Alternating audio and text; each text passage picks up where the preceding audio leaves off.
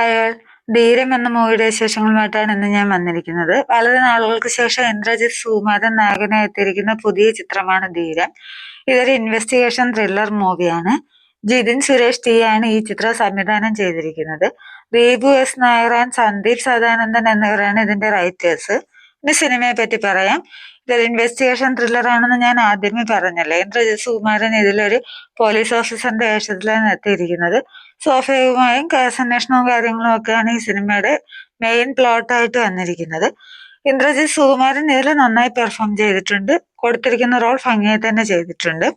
Cinema predictable ആയി തന്നെയാണ് മുന്നോട്ട് പോകുന്നത്. നമ്മൾ കാത്തിരുന്ന് കാണേണ്ട ട്വിസ്റ്റുകളോ ടേൺസോ ഒന്നും തന്നെ സിനിമയിലില്ല. നമ്മൾ അഞ്ചാം പാതിരയിലൊക്കെ കണ്ടിട്ടുള്ള ആ ഒരു രീതിയിൽ തന്നെയാണ്, ആ ഒരു ഫ്ലോ തന്നെയാണ് ഈ സിനിമയിലും. അഞ്ചാം പാതിര എന്ന സിനിമയുമായിട്ട് ചെറിയൊരു കണക്ഷനൊക്കെ ഈ സിനിമയിൽ എനിക്ക് ഫീൽ ചെയ്തു.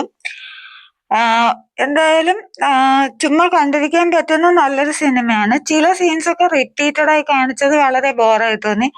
അതായത് ഈ കേസന്വേഷണത്തിന്റെ ഇടയിൽ CCTV ചെക്ക് ചെയ്യുന്ന കുറച്ച് സീൻസ്, അതുപോലെ കേസന്വേഷണവുമായി ബന്ധപ്പെട്ട് ഇവർ റോഡിലൂടെ യാത്ര ചെയ്യുന്ന ആ റോഡിലൊക്കെ സീൻസ്, അതേത് സീനാണെന്ന് പറഞ്ഞാൽ സ്പോയിലർ ആയി പോകും. അതുകൊണ്ടാണ് ഞാൻ അങ്ങനെ പറഞ്ഞു വെക്കുന്നത്. അപ്പൊ അതൊക്കെ കുറച്ചുകൂടി ഷോർട്ട് ആകുകയും സിനിമ മൊത്തത്തിൽ കുറച്ചുകൂടി ഷോർട്ട് ആകുകയും ചെയ്യും. ലാഗ് കുറച്ചുകൂടി കുറയ്ക്കാമായിരുന്നു എന്നാണ് എനിക്ക് തോന്നിയത്. ഇതെന്റെ മാത്രം അഭിപ്രായമാണ്. റിപ്പീറ്റഡ് സീൻസ് ഒഴിവാക്കിയാൽ കൊള്ളായിരുന്നു എന്ന് എനിക്ക് തോന്നി. ചുമ്മാ കണ്ടിരിക്കാവുന്ന നല്ലൊരു മൂവി തന്നെയാണ്.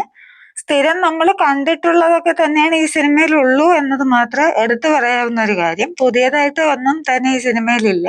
എന്തായാലും നിങ്ങളിൽ ആരെങ്കിലും കണ്ടവരുണ്ടെങ്കിൽ അഭിപ്രായം പറയുക, കാണാത്തവരുണ്ടെങ്കിൽ കാണാൻ ശ്രമിക്കുക. അടുത്തൊരു സിനിമയുടെ വിശേഷങ്ങളുമായി വീണ്ടും കാണുന്നതുവരെ ബൈ ബൈ.